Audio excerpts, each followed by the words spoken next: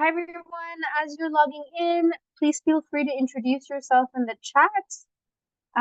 Brett, if you can make me a co-host so that we can make sure that people can actually write in the chat at this time that access is not there. So that we can have everyone introduce themselves.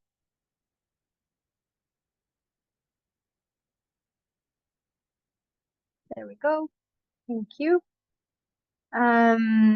So everyone, please introduce and share with us where you're calling in from, what part of the world, what brings you to this webinar, and we'll just start in about a minute or so.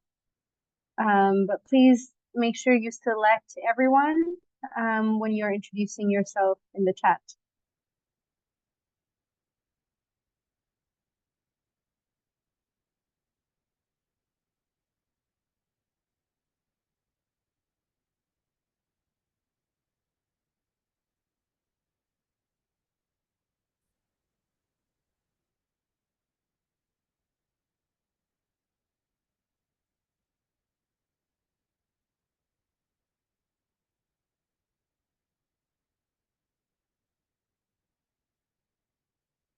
All right, everyone. So it's my pleasure to welcome you all today to this really exciting webinar where we explore the nexus of urban development and early childhood, with particularly looking at childcare. My name is Shekufe Zanji. I'm the Global Technical Lead with the ECD Action Network, and it is our pleasure to jointly co-organize this webinar with our partners at Viego. So my job today is to provide you with just a brief overview on childcare. As I do that, I just want to cover a few housekeeping things. Number one is please do introduce yourself. Let us know where you're calling in from. And we're already seeing people from all over. Please make sure you select everyone because right now you're selecting hosts and panelists, so everyone can't see. So we have colleagues from Malaysia, from Canada, India, all over the world. So it's really exciting. Welcome, warm welcome to everyone. For Q&A for the presentations, really suggest you put your questions in the Q&A. And in the Q&A box, you can vote for questions, you can answer questions. So really hoping for a lot of engagement there. And we have an exciting lineup of speakers today. So without further ado, I'm just going to begin this brief overview of childcare. So, so when we think about childcare, we really want to, as a global community, we don't want to think of childcare just from the perspective of children or just from the perspective of the workforce, but rather we want to think about it in the context of the broader care systems, and we really want to situate childcare within that space, and which includes looking at gender equality, looking at economic development, looking at sustainable development goals, human rights, and so on. So childcare is also part of this broader care crisis as we understand it. At this time, we have approximately 40% of the world's children below primary age who are in need of services and do not access any. We know that there is an unequal distribution of care work between men and women. We know that countries are facing a huge care deficit. There's a vicious cycle between care, poverty, inequality, and scarcity. And those with worse economic situations are less able to pay for care services and often find themselves in poorly paid care services in the care sector as well, making it harder to overcome that cycle. So for us right now, we don't think childcare is the answer to the whole care crisis, but we think it's an important piece of the puzzle that we're all here to explore together.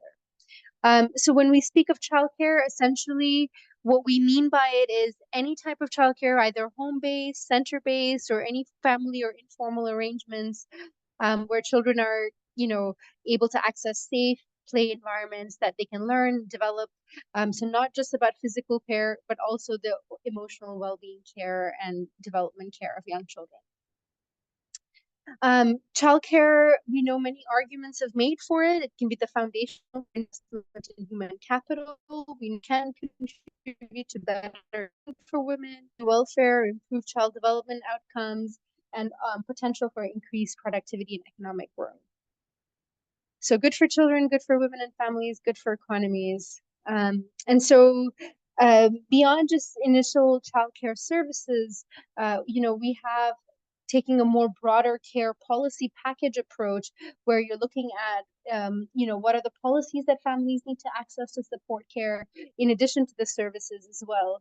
So looking at making sure that people have access to rights, they have access to time to spend with their children and time to be able to go to work, income security, and access to services. So some of these policies that the ILO, for example, includes maternity protection with paid maternity leave, paid paternity and parental leave, early childhood care and education services with decent care jobs, and long-term care services with decent care jobs. And this is just a snapshot currently of the situation of care from the ILO. Again, in 2000, when we compare 2011 to 2021, we see that we've made only the paternity leave that to jump to over 120 countries in 2021, but 82 countries still do not meet at least one of the ILO standards on maternity leave, and so on. So we still have a big gap and a long way to go to that simulator, which is quite exciting with a lot of data.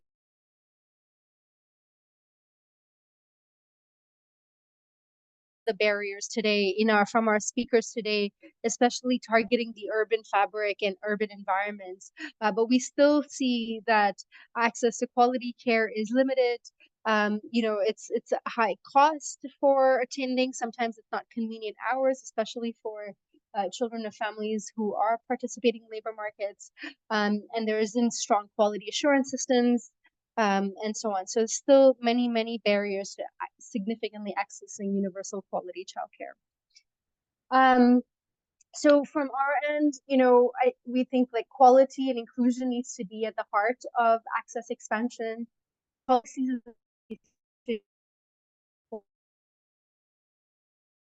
childcare is something that doesn't sit in any single ministry, and and needing to have strong coordination, strong data collection, analysis, and use, increased public investment, and then equitable livable wages with adequate training for the workforce, and having shared frameworks and understandings to bring the different sectors who are interested in childcare, both the gender equity, the child development, and as well as the quality community together around childcare. And so at ECTAN, we have the Childcare for All campaign. I encourage you all to go to the website, Childcare for All, join the campaign, participate in the campaign, and there's many other initiatives that are there. And we're hoping to continue this dialogue around childcare and begin to build bridges. And speaking of bridges, we're really excited today to begin to explore the nexus with introduce you to Sneha Sharma. Sneha Sharma, who is with WIEGO, and she'll be giving us an overview of the urban fabric for childcare. So over to you, Sneha.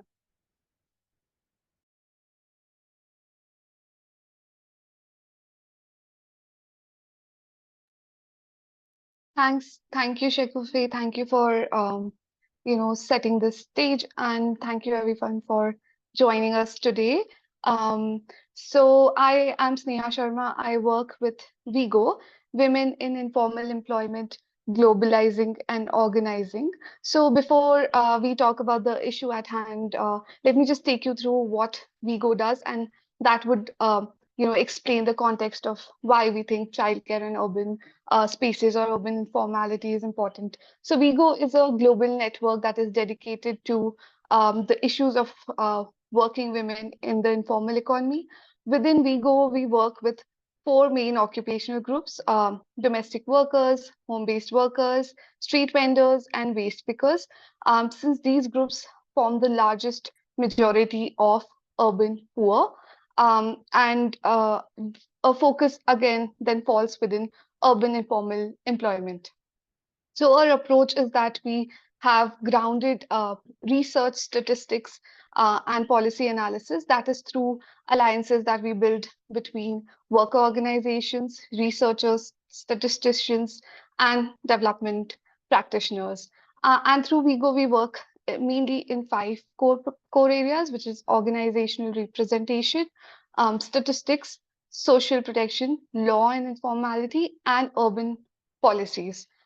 Since a large cohort of group fall within urban informal employment, then it becomes really important to talk about urban informality, the exclusion that they face, and the inequality that they face because of that. So these informal enterprises form a large base of the urban economy, yet they are always competing for public spaces or public resources, and mostly through invisibility and through powerlessness.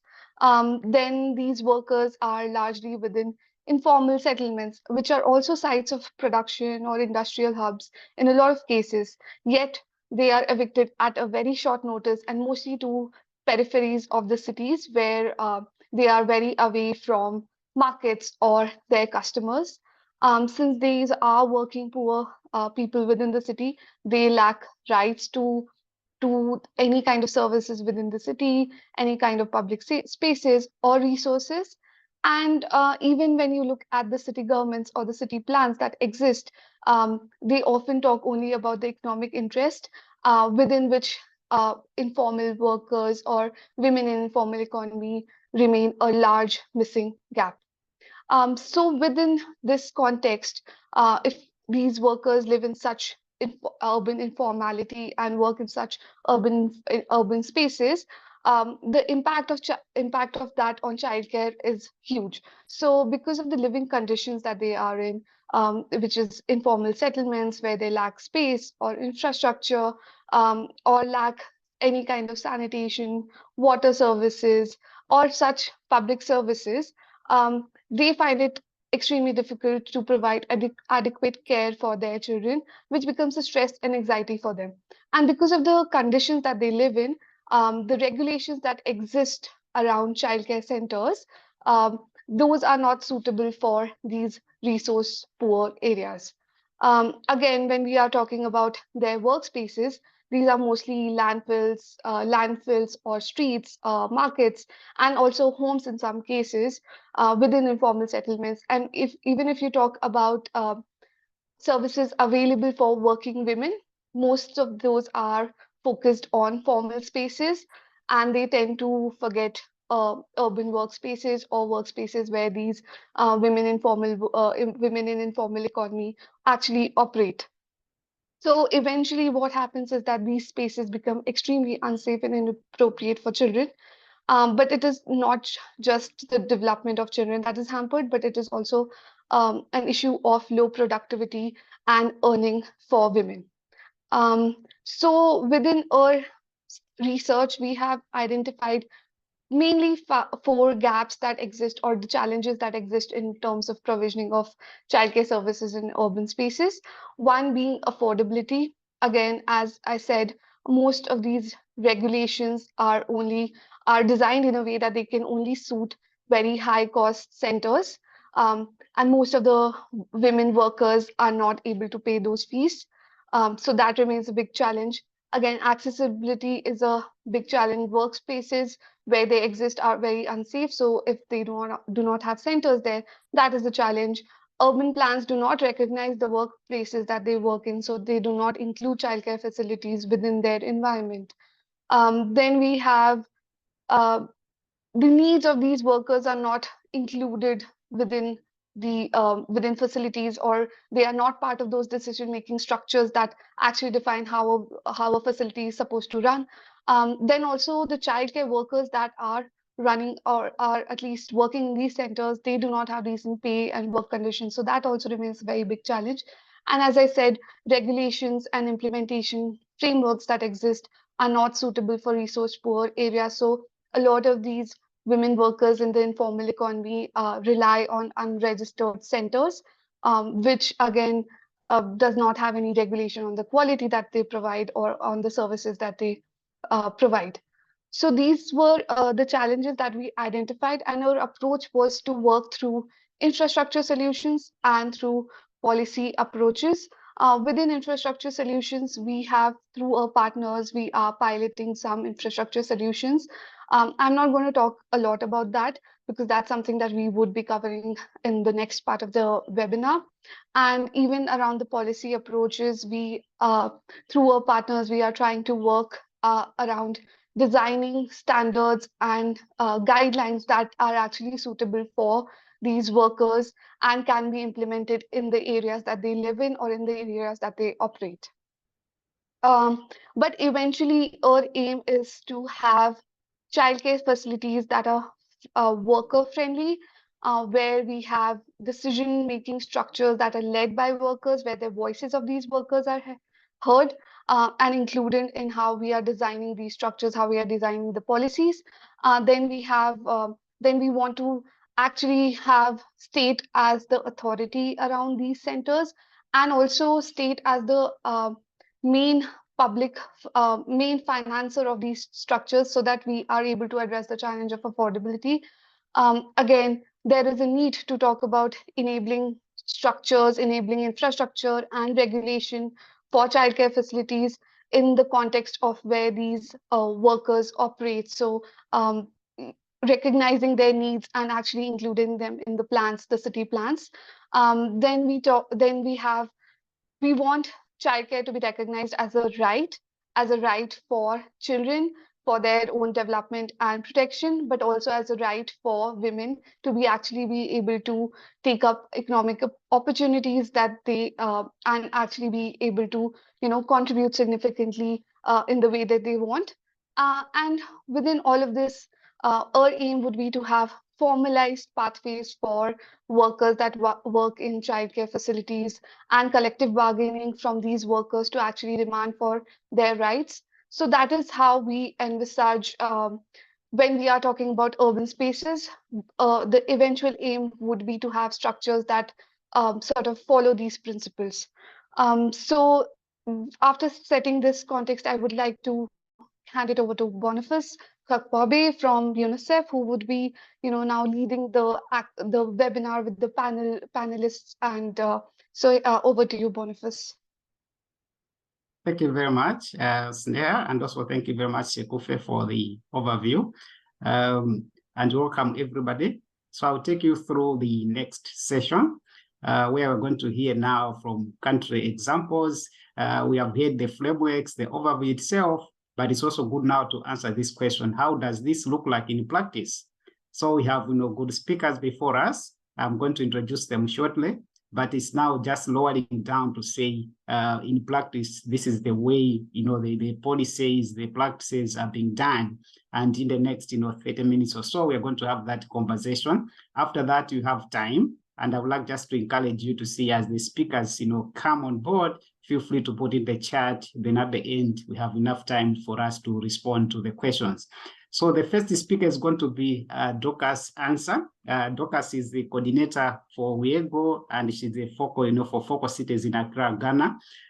Dorcas, welcome. So Dorcas is going to give us, the examples from Accra and a lot of work that has been done there. And we're also going to listen from Richard Dobson, who is the co-founder of ASEA Etaflen in Durban, South Africa. He's also going to give us, experience from South Africa. And we're also going to hear from Gerald Oliver de Costa, who is the assistant manager, business development, and also going to hear from Arefa, the senior program manager, and the faculty member of BLAC. So we have all these people lined up, and the organizations that I've mentioned that are going to run through. And as I indicated, put your questions in the chat, then we're going to go back to those questions and comments. So Dorcas, over to you.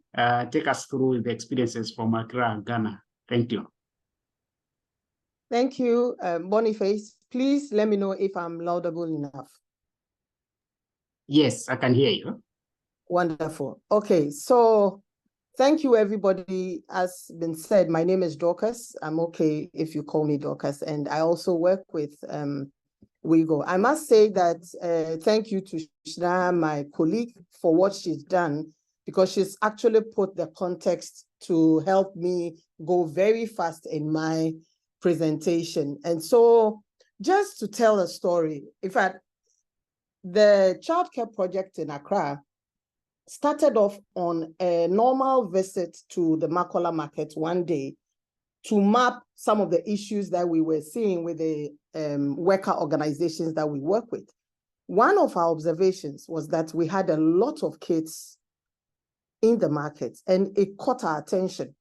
most of them very young, either they are on the back of their parents, as you can see on the first picture. If you can go back to the first page. Either children on the back or younger children that could help their mothers in trade, or older children that could trade on their own. And that really caught our attention. And it caught our attention because the Ghana policy on education was very clear that we had free basic education from kindergarten all the way to JSS level. And so even if we will see kids loitering around, it shouldn't be these numbers. If, for instance, we all don't apply with the law. But this was just so much, and it caught our attention. So next slide, we went into our discussion because of our focus on WIGO. We went into our discussions, and then we said, okay, we need to understand if this is just Makola or this is a wide issue. And even if it's wide in Ghana, is it also at the global level? So we took a research to look at the global settings and also the local and national settings on the markets that we work with. So we actually worked in the 47 markets that we worked with in Accra, across the Greater Accra region. And also, we also worked at the global level, working with some of the partner organizations that we work with. So this overarching strategy, actually just saying the before and the after work that we did. The before was just the research, which we did at the global and the local national level. And then beyond the research, when we got the findings, then we did the implementation findings strategy, where we used the three-pronged approach, where we said the early childhood policy work. We looked at the developing childcare guidelines and standards. And then we looked at the broad capacity building of all key stakeholders, including the workers, the childcare managers, the municipality, the national agencies, and all of that. Next slide, please. So I will run in a minute through the research, because that's not where my focus is today. Just to recap the fact that at the global level, we work with all the organizations across the world that we work with in Thailand, in South Africa, and all of that. Next slide. And okay, so just before I know those slides will be shared, and in the interest of time, we would then share it. And when you share, you can look at the details of the presentation. I should have said this earlier. At the national level, we looked at the ECCD policy in Ghana to look at all the regulations and the policies around it to see under early childhood policies, what is there and what is contributing to the fact that we are seeing a lot of kids in the markets. Next slide. So we looked at all the slides, we looked at all the policy frameworks that we had, and two things were key for us at the national level. What was key was that the national policies did not consider the conditions of informal worker mothers in the management of their kids. And then also the policy regulations did not also take into consideration the special needs and emphasis on special. And you will understand as I progress in the presentation, the special needs and conditions of creches in the informal economy, i.e. in the market, and how these creches are run in the markets. So these two findings were very key at the national level, because then the policies were not considerate to these two areas that we will talk about later in the presentation. Next slide, please. At the local level, I'm picking on just two. Again, we went through all the 47 markets to see how creches are managed and why kids are in the market. And yes, there were kids all over in our 47 markets, which really saddened us. That was one. Two, we only found 7 creches in the 42 markets that we work with in Greater Accra, only 7. And the facilities there were very deplorable. And so there was no incentive for the mothers to actually take their kids. And then the one that really shook us, which even we took to the national level, was the fact that the timing of the crèche or the school was a major issue. As we all know, markets are opened, sometimes they never close, like 2, 3 a.m. they are opened, but the crèches open at 8 a.m. and they're supposed to close at 2. And so if a mother with a baby of 1 or 2 goes to the market at 3 a.m. or 4 a.m., the question is, where do I keep my child? At that time, no school or no crèche is open, so I have to keep the child to myself. Now, if it's 8 o'clock and I even decide to take my child to the crèche at 8, by 2, I need to go back for the child, and at 2, the markets are not closed. So from 2 to about 6 or 7, when the mother goes home, the baby or the child will still be with the mother. And so it was just about 4 hours break that the child get to go to school. And so this for us was our major findings that really pushed us to strategize as we did. And then also the low incomes of the mothers that we interviewed, that though basic education and the crèches were supposed to be free per the policy, there were other things that the school or the crèche will actually ask of the mothers, which sometimes is even more than the school fees. And so there was no incentive. If the mother's income was low, and particularly when they were single mothers, then they wouldn't even take the child to school. Then the child stays with the mother because the mother thinks that the child is too young to even go to school, let alone spend that much money on the child. Next slide, please. Yes, this is all part of the, can you go back to next slide? Yes, so then with all these at the global level, at the national level, at the local level, we were then seeing that there was a need for us to start off the childcare project, hence the strategy we put. And the strategy first was, yes, we saw that there were issues at the policy level, and we couldn't do anything at the local level if we didn't have to connect that at the national level. And so we started off looking at the ECCD policy. Thankfully, at the same time, the Ministry of Gender and Social Protection was reviewing the ECCD policy. So it just came right around 2014 when we started. And so we actually wrote and were invited to be part of the committee, and we served on that committee. Too early in the days, they realized that we were coming in with an aspect that they had never thought about, which were the nuances of actually running a crèche and early childhood systems at the informal economy level. The policy as we had it was very formal, if I should put it like that. And so they became very receptive to some of the ideas and some of the experiences that we were sharing at the policy level. So that opened a lot of doors.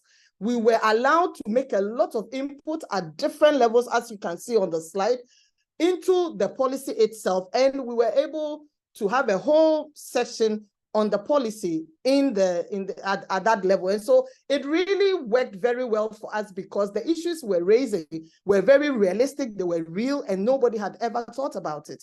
Yeah, next slide, please. Then we went on to look at the local level. And that is, in fact, this is the slide I really want to stay on. One of the major issues we found was even at the local level where there were crèches, there were no regulations. The ECCD policy was standing up there or sitting up there, and at the local level or at the market level where actual crèche was being run, there were no regulations. So you will ask the childcare manager, where are your lesson notes? Are your caregivers trained? And all of it was a no, we don't have lesson notes. So how do you teach them? What kind of methodologies do you use? Oh, when they come, they sing, and then when it's time for them to sleep, they sleep and they eat and all those. And you could see that the experiences were from the fact that they were mothers themselves. They were using that to actually manage their crèches. And so we went in at the local level and we worked with the municipal assembly to say, it is your responsibility to regulate the crèches. And so what do we do? So the municipality actually worked with us, and what we did was to put together an ACCD expert and an urban planner, and then got a lawyer to lead the process. But where I really want to stress was the approach we used, which is the multi-stakeholder approach. The reason why I'm emphasizing on this one is how everything just panned out with a multi-stakeholder approach. One of the things we experienced was the fact that there were no communication, there were no engagement with all the stakeholders that were interested in the child at that level. So all we had to do was to put together a reference group. And our major terms of reference was that everybody who needs to be around that table will have to be on that table to get these stakeholders to speak to each other. And so on that reference group had the ministry at the national level, we had ECCD expert, we had the urban planner, we have the workers, we had the mothers, we had market leaders, we had parents, we had caregivers, we had teachers, anybody who looking at the whole body of the issue we could identify, we had a representative on that table. And so for us, that was the major step. And even getting these stakeholders to come together meant a lot of consultations. And it was within that we sort of unearthed the real problems. So one of it was that the market leaders, particularly in Makola, one of the areas, were at loggerheads with the municipal assembly. So there was no way they could talk. And so we had to hold off the project, go and mediate and understand why they are fighting and bring them back to table. So it took a lot of pain and a lot of patience and a lot of effort to get all the stakeholders around the table to be at the table. And finally, when we got all of them to be at the table, they could all see the complementary roles that each of them were playing. Next slide, Ishna. So if you look at the content of the childcare guidelines, which you can see, every section that we worked on, each partner or each stakeholder sometimes would have to go back and consult with their constituency, and then we reschedule and come back with their verdict. And so you will hear the market leaders say, when we went back to consult, or the ministry will say, under whatever law, we can do this or we cannot do this. And then the municipal assembly will say, this is our difficulty, or this is within our purview, and so we're going to do it. And so all the sections brought together the different stakeholders to actually agree and build consensus before we could move. And that led to, next slide, that led to the achievements that we got. That the impact of this approach led to the successful launch and the development of the standards, and it's made the stakeholders own it from the national level all the way to the local level. They own the guidelines, and also they sort of built better relationship amongst themselves. And so because they all did it together, and so it's very easy for us to implement the content of the guidelines at that level. The last one I'd like to share is the adoption of these guidelines at the Malawian government. In fact, I was in Mexico to present this, and a colleague from Malawi was interested. We had a talk. I shared the standards with him, and he took it back home. Then his supervisors or the municipal assembly came to supervise, and then he shared what I had shared with him. And they said that we want to see the guidelines. They adopted it and then upgraded it to the national level. And last month, he sent us an email saying the government of Malawi has also adopted the guidelines to use it for creches. And we thought that that was a great outcome for us to also share.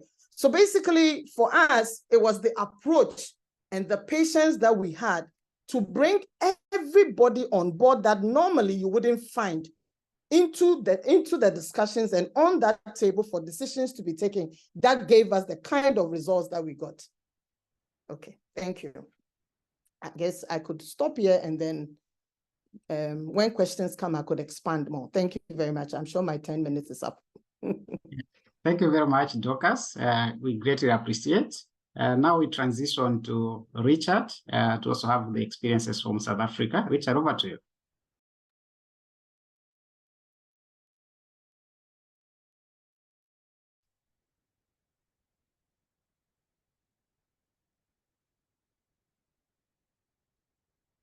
I'm with you. I'm just doing my screen share.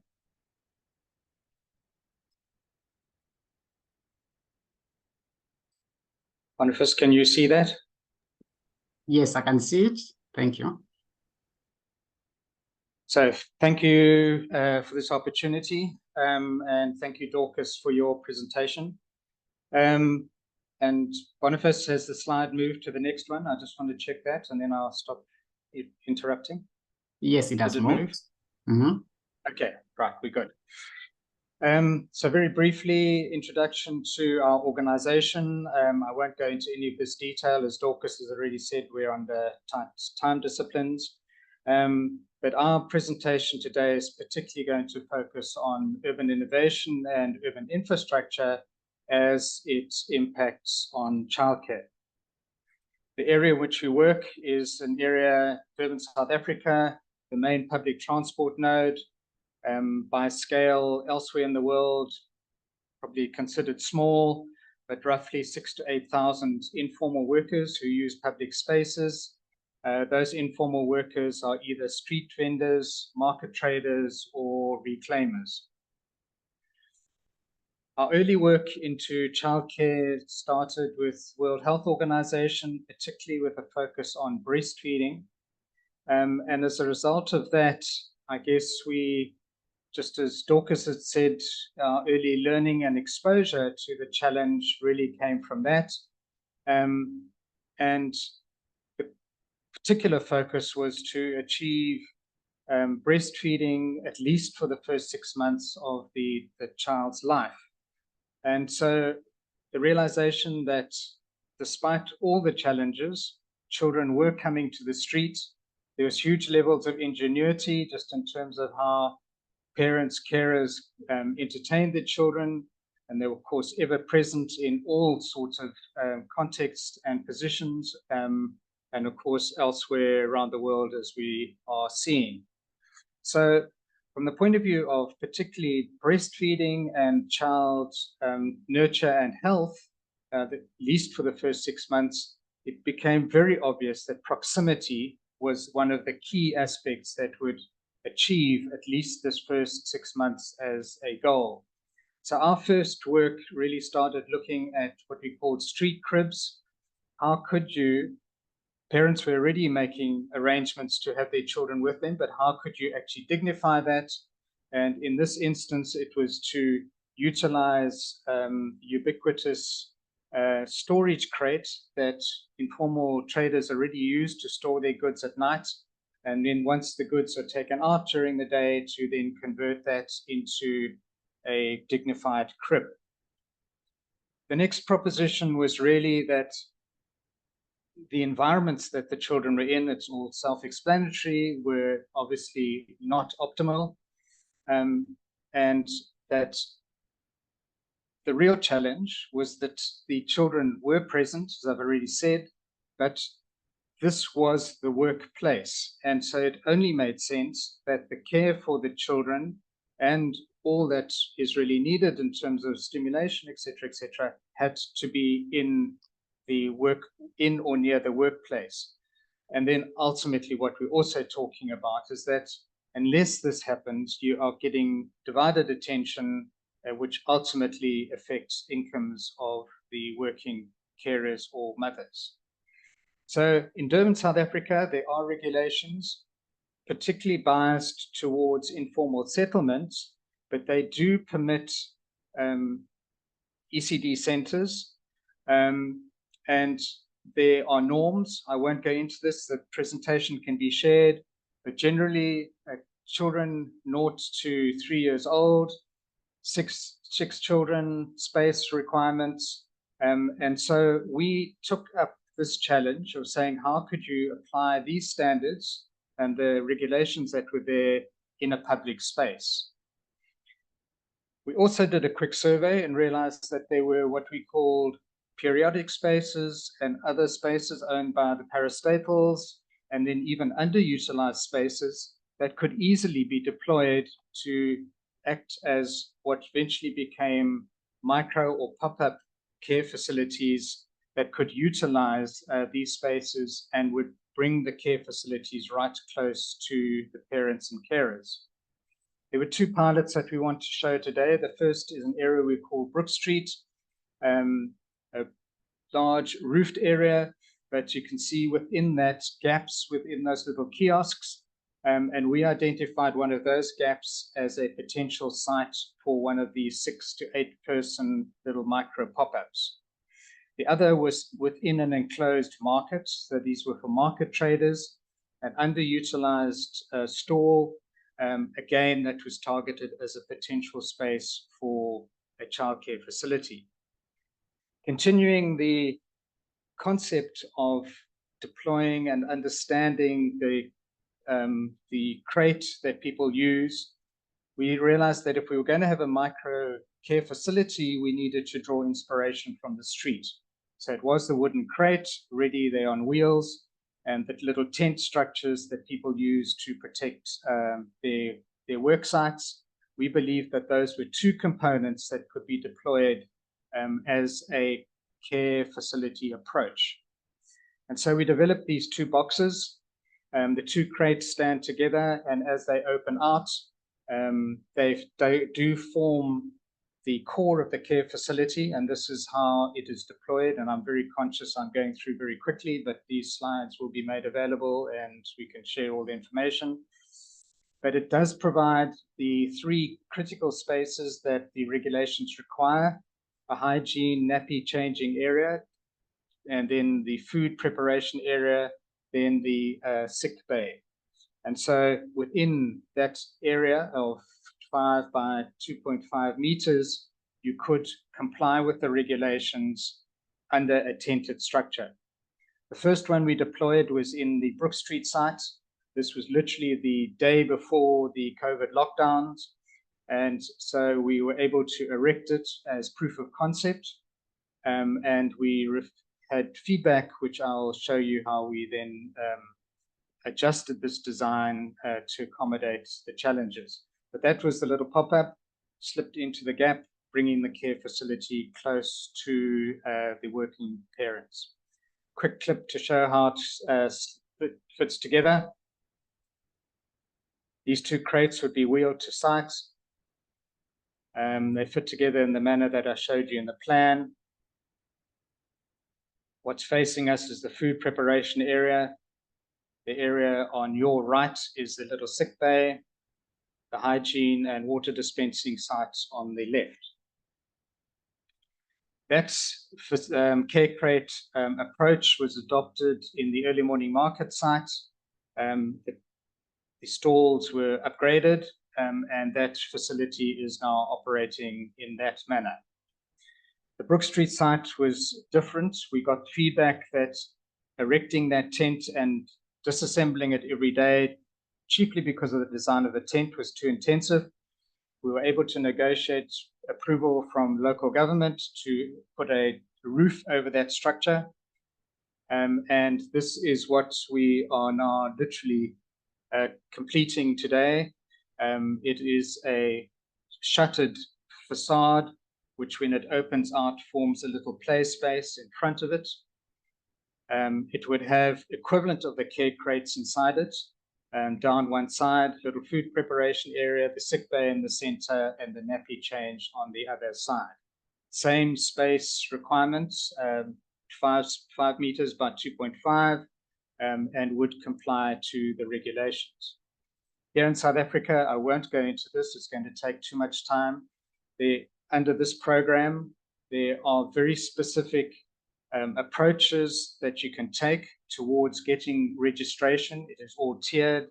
And ultimately, if you reach the gold standard in terms of all the requirements, you then could be in line for attracting subsidy for the facility. So what are our 3 core kind of objectives at the moment? One is to test the infrastructure interventions, the registration towards the subsidy support, which I've just mentioned, and then ultimately an appropriate operational model. Thank you very much. Thank you very much, Richard. We greatly appreciate. Now we are going to transition and have the presentation from Gerald. Gerald, over to you.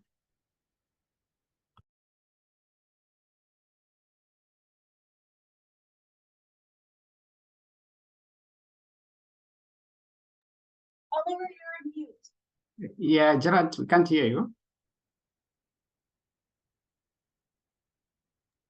Very sorry. Yeah, I was saying that very thankful for two presenter before me. It's been very inspiring and very interesting to see, especially from that design, that micro care unit popping up in the street. That's a wonderful innovation, I must say.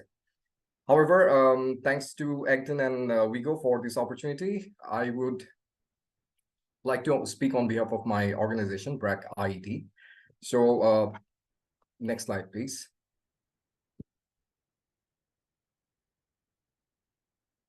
Yes, everything that I'm about to share with you about our care model that we recently innovate is started from a successful project that is BRAC's Play Lab. What is Play Lab? Play Lab is more like uh, a small unit, a space where we used play as a therapeutic method for the children's holistic development. It has sessions for 2.5 sessions.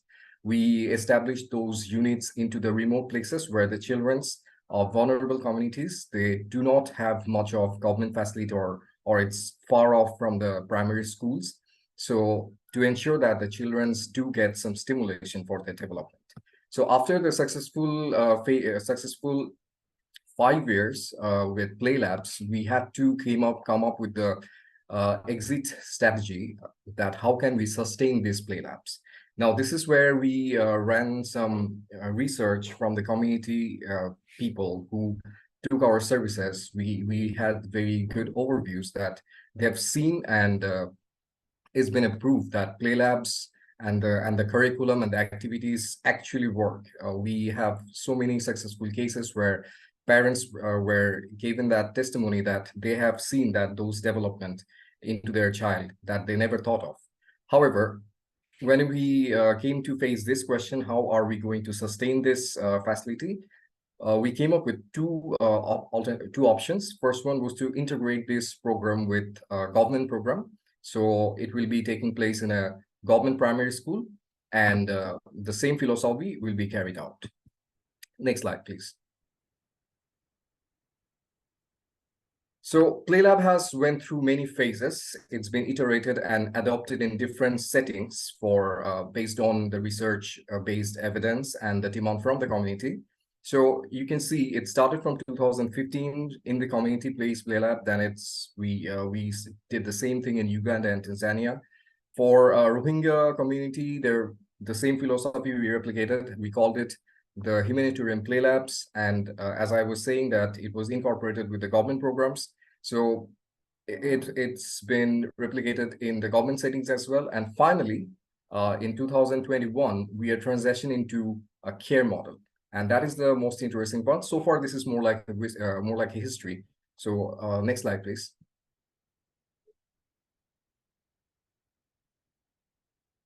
Yes, here are some features. I can get back to these detailed features if anyone has inquiry or interest. But for now, I would like to skip these pages and go to the third. Can we go to the next slides? These are the pathways that we started from the community, then we went to government, then community-based to home-based play lab. So this is the current settings and the features of the home-based play lab. Home-based care model, we call it now. And as you can see, located in the care provider's house, it's a home-based take care facility. Trained and trustworthy local caregivers are the resource person. Play-based stimulation, always playful design and low-cost decoration, community engagement. And it's like 12 to 14 hours of service with the capacity to cater 5 to 10 children. And age cohort starts from 6 months to 5 years. In some cases, some older kids are also there. Next slide, please.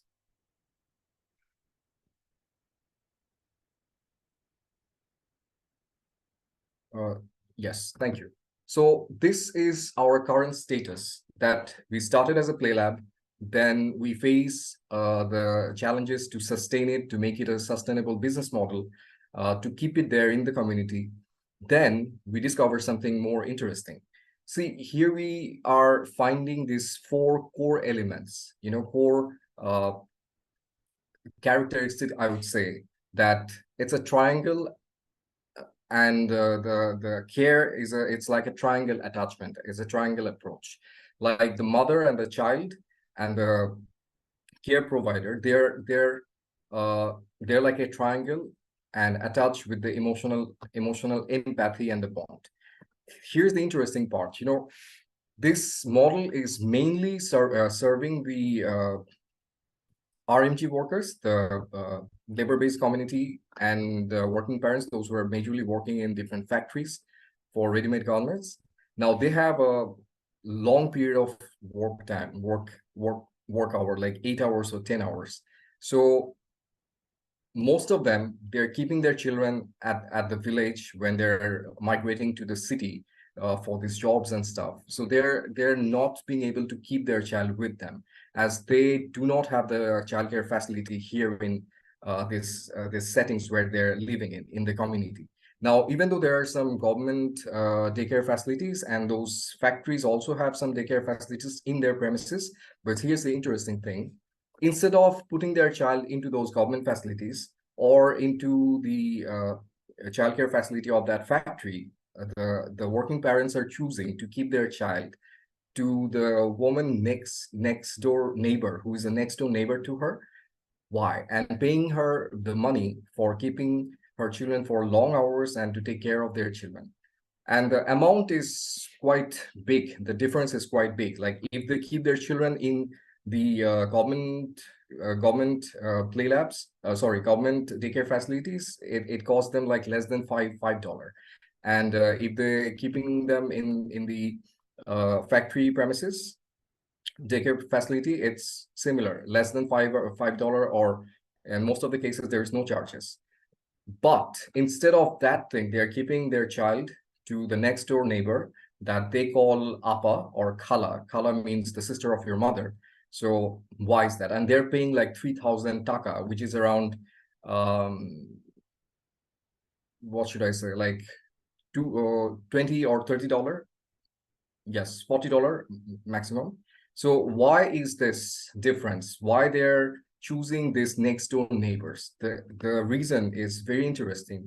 This thing is, they're living in the same community, facing those similar kind of hustles and struggles, poverty-driven struggles in their daily lives. They've been deprived from the community. They don't have much of special skills. They've been ignored from their family as well. And this woman actually become attached to the care provider, as they can see the similar sorrows, the caregiver and the care receiver. Those are having the same kind of challenges, similar struggles, similar pain and past and sorrows. This is what bringing them close together. It's an empathetic approach, that the engagement is starting from that empathetic approach towards each other, that the mother is asking, as she came to know this next door neighbor very well and trust her, asking for a help. And the same way the care provider is reciprocating that same feelings, that, okay, I know what you've been through or what you're going through. If I can help, that's a wonderful thing. And if you're paying me for that, that makes some extra income for my household. So that's how it starts. And as they keep their children with them, the bond deepens. The child is actually staying with the care provider majority of the day instead of with the parents. So the child develop a very emotional, deep attachment with the care provider. So does the care provider as well. And in some cases, when they leave to other factories or shift to other area, when they have to leave this care provider, the child feels a severe separation anxiety. So it's interesting to see that how these three character comes in together and the childcare is embedded into it. So we stepped in and we try to train this care provider, informal care provider, to build their capacity, and as well as to support them with their mental health as well. So the gender empowerment is the next thing that is happening on the other side. As they provide the care, they're earning money. So they were nobodies, but they're becoming the unit of care into their community. And it's a layered approach. It's a care model where the childcare is embedded. Next slide, please. Here we can see the basic principles of our care model. The safety, security, and safeguarding is our topmost priority. We make sure that they're well aware, well trained with those issues, and the child is not into any threat. And we make sure the household, other people, the household people of the care providers is also welcoming, and the community itself is well recognized, is recognizing this services and this woman so that they can support them as well. Next slide, please. I think I'm done here. If we have time, we can see the video. If we don't have time, we can skip it. Thank you very much. Gerald, how long was the video? It's I think it's 2.5 minutes. I think there we can accommodate it. Okay, that is wonderful. This is more like when we established the sustainable business model, and that was the video we took last year. We are working on our latest video.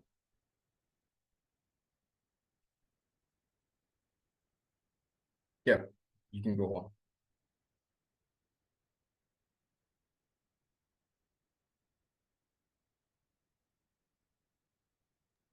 We cannot hear the sound, but I think maybe people can read.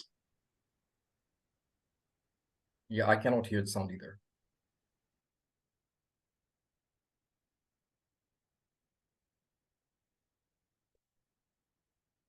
So Oliver, if you can kindly make sure you are sharing your computer audio. So if you click on the arrow for the volume where it says share computer audio, you'll have to do that. Chikufe, I'm having trouble listening to you. You're breaking down. I think it's because of the video is playing in the background. Can you hear me now, Oliver? No, it's the same thing. Okay, maybe you can put the link. You will need to share your computer's audio. Otherwise we can't hear the sound. But I'm not presenting from my end. Okay, so Sneha, then you'll have to share your computer audio.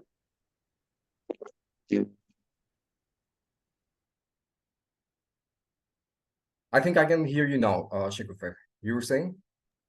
No, that's it. I was just requesting if Sneha could share her computer's audio so that we could hear the sound.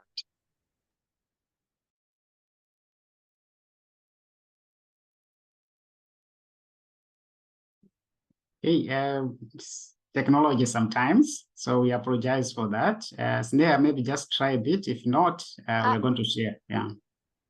Yeah, thanks, Boniface. I'm just trying in case it plays. Otherwise, Oliver, if I could request if you could paste this link in the chat, that would be great. Sure, I will. Thank you. Okay, so thank you. Now we are going to move into the Q&A. I will request all the panelists, if possible, you can turn your cameras on. We have some few questions in the chat. And I continue appealing that if you have questions, please post in the chat, any comment, any feedback, we greatly appreciate. We have some few questions in the chat. I'll just run through some of them. One question is, can we also more like have, policies on childcare and also pushing, the governments, the authorities, in terms of, the global, signatories they have made for commitments to ensure that even childcare is also part of that. So is it something that we can push? And I'm putting back to the panelists, how we can influence the governments and the systems to also do that. Maybe Ghana, can start with you. Any thoughts? Yes, thank you for the question. I think that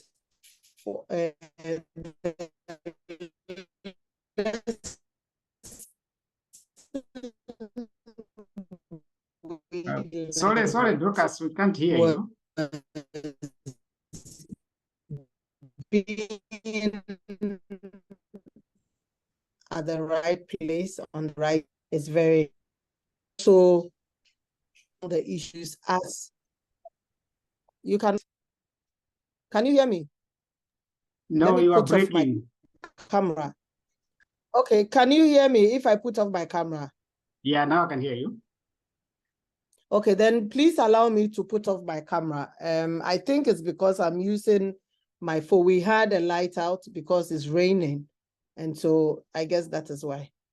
Okay, I'm saying that it is important. Yes, every country can push for these policies.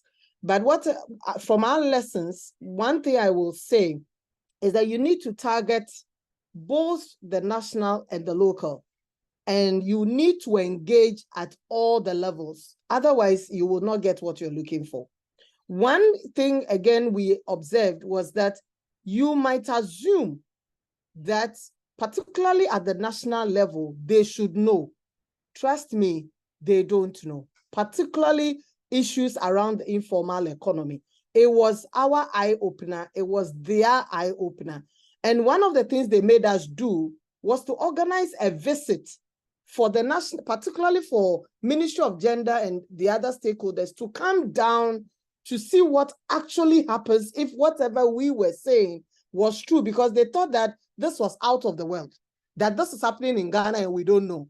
You know, and so you need to really engage at that level technically, and however you think is important, and then build the right relationship.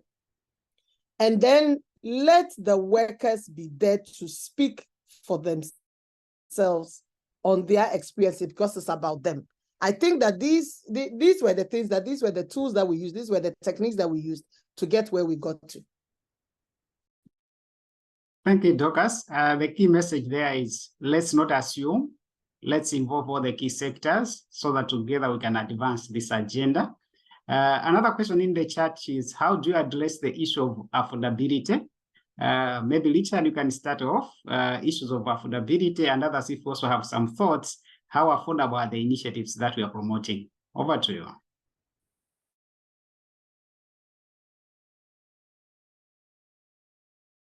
You're on mute.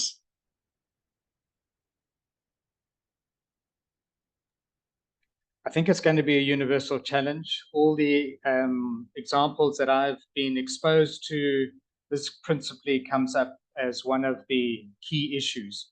However, I think there's no way that we can start to approach this challenge if we are not moving forward with all aspects of the challenge. I think we can't just say, because it won't be affordable, we can't do anything. I think we need to have both policy solutions, we have to have infrastructure solutions. But I would like to just return to what Dorcas said, because I think policy is an absolute void simply because people are in denial about the presence and the existence of informality and what that really entails. And so how can you have a national policy that supports this level of intervention when you're trying to pretend that informality doesn't exist?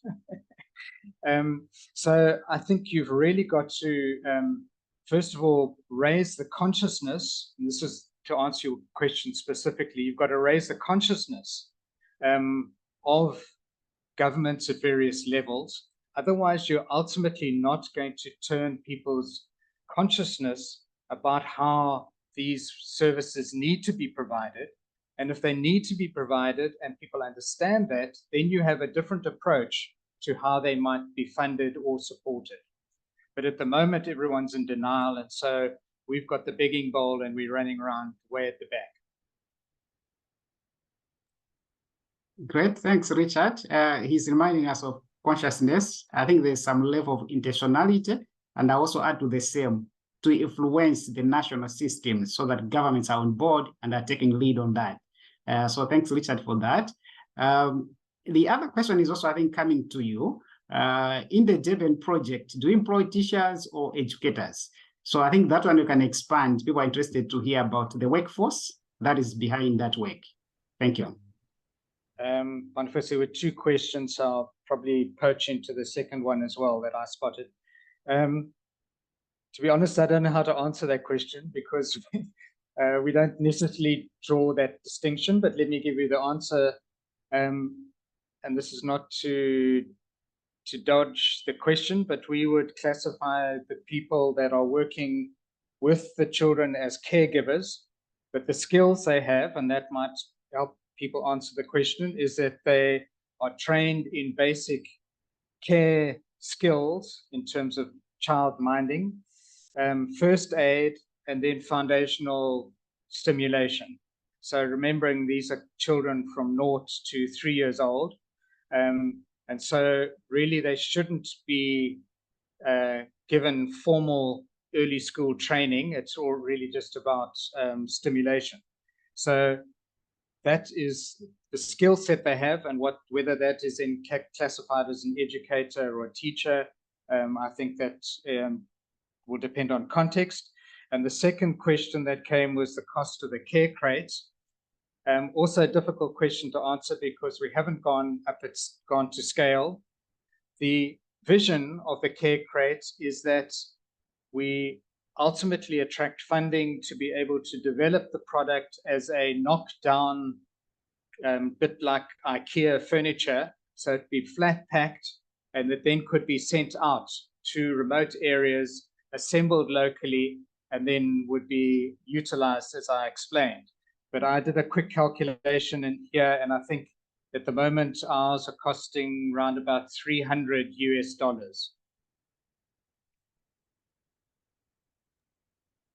Thank you. So about that amount, and just encouraging people on the call that, feel free to reach out to Richard and get more details, and he can expand on that, especially on the costing.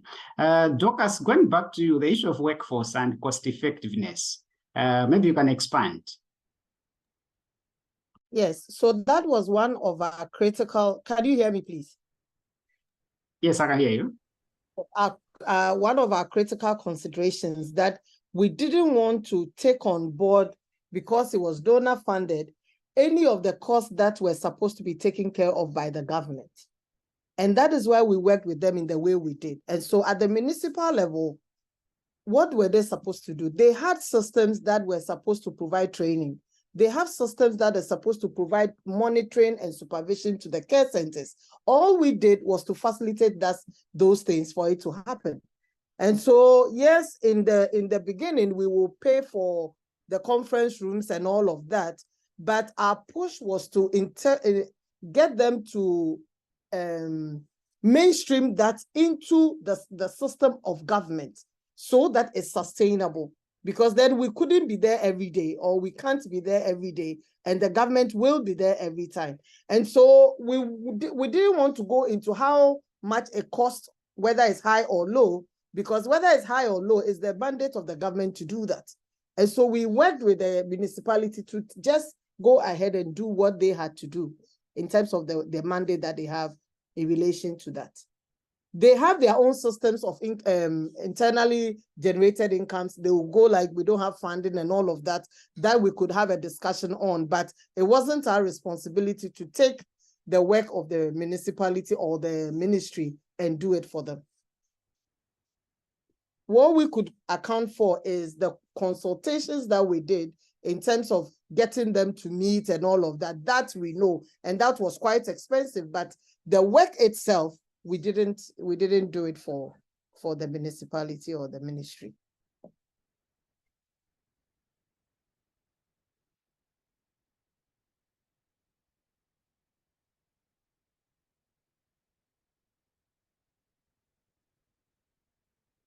Did we lose our moderator? Okay, Boniface is here. Yeah, sorry for that. I don't know what's happening with technology today, but I was reading a question to Gerald. I think you saw it in the chat.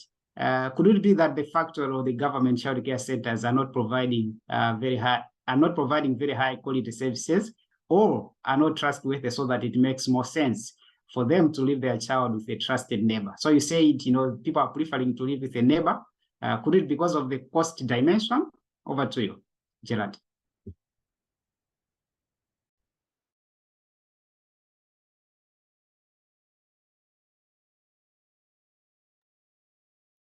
Gerard, are you there? Yes. Yeah, did I you hear missed the a few seconds, I think. I couldn't hear the sound. Can Yeah, you so repeat the Gerald, question? the question is, you indicated that people are preferring to leave their children with the neighbors, next door neighbors. Yeah. So they're saying, could it be because of the cost dimension? That's why they are preferring all the quality. They are not trusting the quality. That's why they prefer to leave their child, with the next door neighbors. So maybe you can speak to that. Yeah. Thanks for the question. And it's a very interesting thing. When we ask this, that the factory that you're working on, it's offering you free services into their premises, the already established daycare facility, or nearby your community. In some cases, there's a government play lab who is providing the same services with the trained care provider and charging you probably only 200 taka, less than $5. Then you are putting, instead of that, choosing those two options, you're going to your next door neighbor. Why is that thing? The answer that came from the mother is very simple. You see, the center-based settings, the care provider have 20 or 30 kids to taken care of. And from the mother's point of view, they're saying that among those 10 or 30 kids, the care provider will not, or maybe not be able to give the focus care or extra care to my child. But when I'm keeping my child to my next door neighbor that I trust, I'm sure, and I can see that she's keeping her in her house like someone, her household member or her family member. So my child is having the focused care, more intensive care, and taken care of like a family member. So that is the main thing. That is the reason they're paying 3,000 taka, which is around, like I said, 10 or 20 or 30 USD probably. And instead of, taking the cheap option or the economic options. Thank you. And the quality is high, definitely. Like I said, that there's an empathy and trust. The empathy, if you break it down, it comes two things. Like they can see the person is accountable and the person is trustworthy. So that is the foundation. Thank you. Sen was also writing in the chat to say, how did you win the trust? So maybe you can speak to that to say, okay, that was a challenge. So he's pushing to say maybe the solution now. How did the story end? Over to you. Absolutely. You know what? This is a question we often face. And in few months before, I went to a conference and somebody came that you talked a lot about empathy and trust. How do you measure that? And that is a very logical question. Trust can be broken, and how do we actually measure that? Well, there is no technical test like we do measure the leadership skills and stuff like that, psychological test. But one thing is remarkably obvious, that when the child is trusting, when child trusts the person who is not from his family, but yet child is so attached and so bonded with that person and trust her like her mother, that is the approval that this person is accepted to the child and to the mother as well. So that is the first thing. And one more thing, when we are selecting these care providers from the communities, a lot of them are providing these services informally. But when we are selecting them, before we put them in our training and in our program, we make sure that what kind of reputation they hold in the community, what the mothers have to say about that particular person, how are that care providers, households, people are perceiving or viewing the services that she's providing from her house. Because it might happen that the care provider is safe, she's trustworthy, but what if she has someone in her family who is not very friendly to the child, or who might become a threat to the child? So we have to ensure we talk to those people, we find out that this household is child friendly, they are welcoming those children, those who are coming from their neighbors to having this service, they're welcome and they're taken care of. So we make sure that part, only then we sign up with them. So we have an agreement paper where the caregiver sign up with us for the safeguarding issue, that we do not compromise at all. And for any kind of mishappen, first we engage the community. So community is closely watching it. So it's difficult for the care providers or anyone from her household, to do something and escape with that. I hope that answers the question. Thank you very much, Gerard. There's a question which is kind of general, but I think it's also to colleagues in South Africa. With the organization working with the urban settings, what are the possible risks that you have been encountering, and what approach did you use to manage? So any risk, any challenges that you have encountered and how you have managed them. And it's also an extension to the same. I think looking at the centers we're establishing vis-a-vis the private-owned centers, if you have seen, if you have any lessons or any experiences you want to share. So maybe you can reach it over to you. Yeah.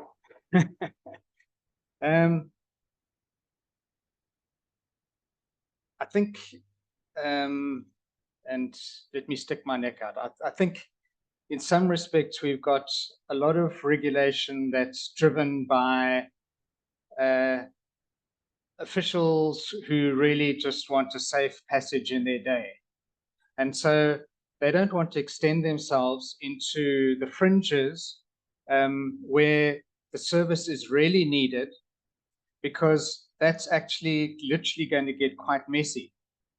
And so if we do have challenges, it is really about a conservatism that's coming from officialdom, where they are driving an unattainable standard in terms of what the care facility needs to look like.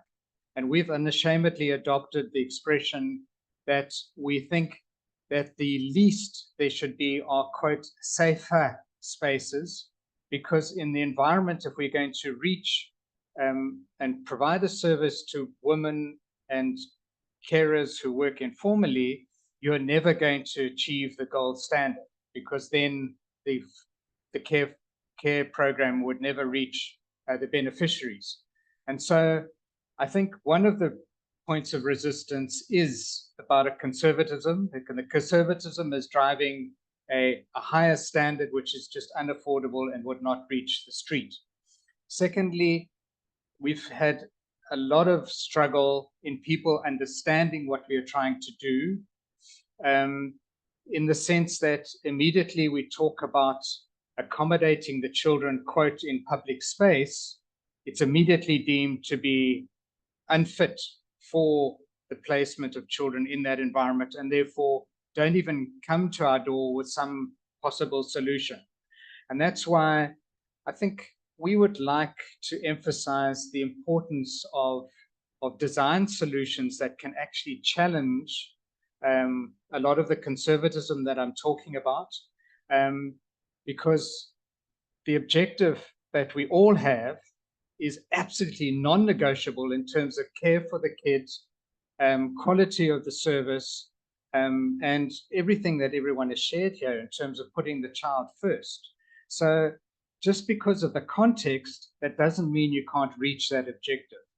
And so we think that design provocations, pilots are critically important, because back to where I started with the officials, we have found that exposing them to the working ideas starts to broaden their mind, open their receptivity, and that's actually when you can start making progress.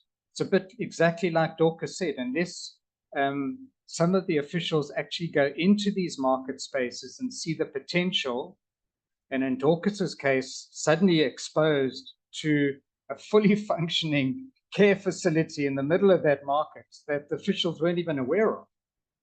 That really is something which starts to challenge officialdom.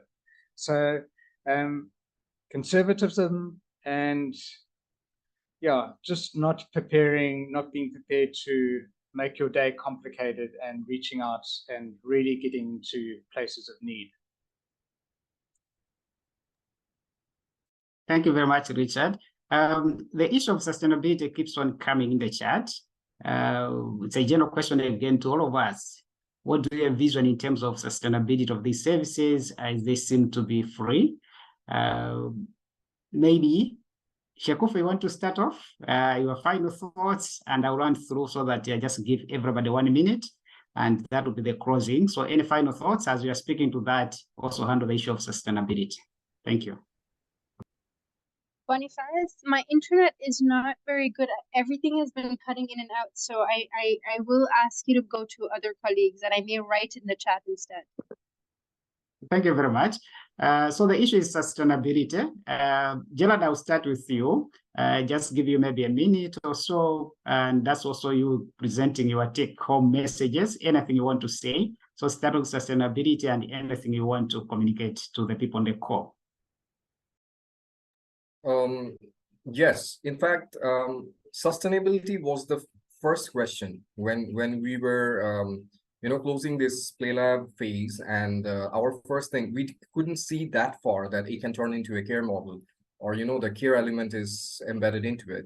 So our first challenge is to how to sustain this thing, or how to sustain any childcare facility that is low cost, maintaining high quality for these vulnerable communities.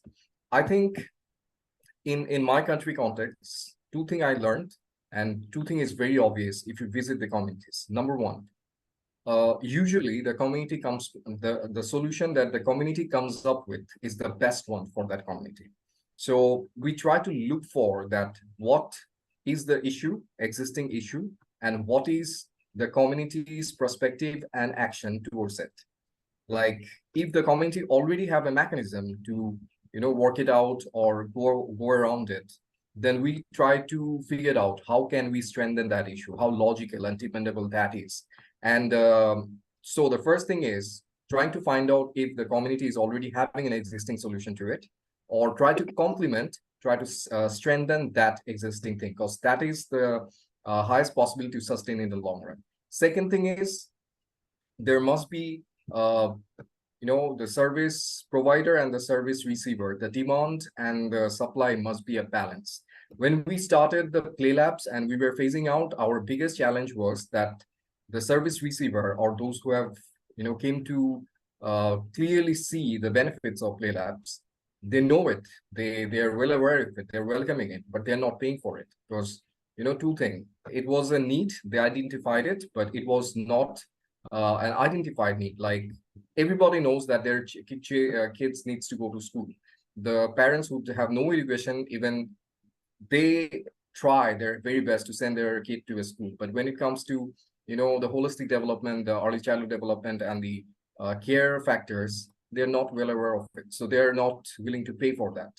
So the both party must be advocated to have this. Like, when we are creating or scaling up with the care providers, we are also doing the marketing for them, so they receive the kids from the nearby factories, or the working parents. The working parents came to know about these services into their local communities, and there's a bridge point, and we try to set a network with that.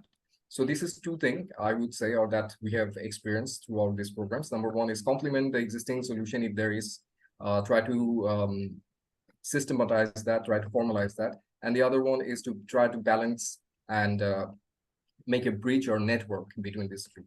Thank you. Thank you very much, Gerard. Menerik, just I see your hand up. Any thoughts? I give you a minute.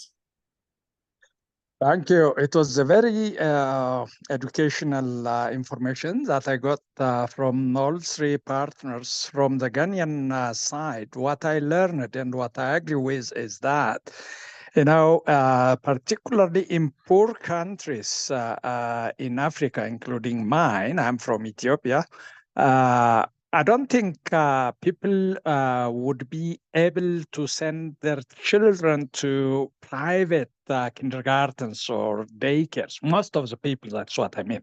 So just like my Ghanaian friend presenter said, if it has to be sustainable, it has to be mainstreamed in the public, system. And for that, the information we got from the South African presenter gives us a very good and important information that we have to plan according to the local capacity. We don't have to go for high standards, well-equipped, decorated things, just like my brother from South Africa said. What we need is for the children to be protected from elements, and their safety should be protected in all aspects. Other than that, if a mother and myself living in a hut where with our cattle, if we are demanding from the public system to build us, such and such square meters of holes, plastered concrete and everything floored, it would be very problematic for the public system to sustain that. So I think this is a very important information that we have to inform our policymakers in Africa. Everybody wants us to go for the higher standards and try to push, but it just becomes a talk of a week or so. Then everybody hushes down. And from my other presenter from Gerard, what I learned is that the community is paying for quality, but I wish we had an information about assessment of that quality in different ways. There are different tools for child development, cognitive included, and we could do some simple instruments to assess whether there is a difference in the impact of the home-based daycare and also the government-sponsored daycare. Besides, my other question in my head is that, would it be possible to come to the middle? Instead of paying $30 for a private tuition, just like our Ghanaian presenter said, it would be necessary to have it embedded in the public system, but then the public system is not quality. So can we, if the community, just like Gerard reported, is able to afford, can we make them pay half of what they pay to the public system, and the public system, complement or supplement financially and build up a quality service? That may be an option, I guess. All in all, this was a very, very nice and very informative information. Thank you very much. Thank you very much, Gesta. Dorcas and Richard, I had given you some time, but I'm looking at the time because people are dropping off. I think we can be more like, on it. But I just want to say in closing, it has been a good conversation. And I would like to thank, the team, the participants who created space to be with us. The key take-home messages that have come in this webinar, this should be government-led. We cannot do it alone. There's nothing like the private sector and government separate, but government has to be on board. The other dimension that has come so strong, bring everybody who is concerned to be part of this conversation. There are local government ministries, governments that, they are doing commerce and industry, those that are managing the programmatic side, the thematic, sectors. We need to bring all these on board so that as policies are being formulated, this should not just be an add-on, but childcare should be part of the broader ECD programming, contributing to the overall child development, goals that we want. So I think that came out so strongly, and issues of ownership has also come out in this meeting. And again, as we work with the government systems, they are going to own and ensure that, it's continued, and government also can continue financing the same. The issues of quality versus access, again, we cannot just do things for the sake of doing. We need to ensure that, the quality dimension is also brought on board. And finally, one thing I need to highlight is also working those that are working now on the market designs, because the markets need to have the provisions. And that cannot be just coming to say, okay, the market is already there, then let's come and create space. But there are markets that have been constructed now, markets that have been opened now. So this is the time to ensure that we influence also those that are doing the designs so that the provisions, the infrastructure, many provisions are made available, then this agenda is going to move forward. So overall, childcare is not just an add-on, but let's look at it as a broader child development agenda, the economic agenda of the countries, then we are going to succeed. But we have seen the challenges, so I will not say this is the end of the conversation. This is the beginning. We continue the conversation. We have known the people that have spoken on this webinar, so let's reach out to them and get more notes if we want.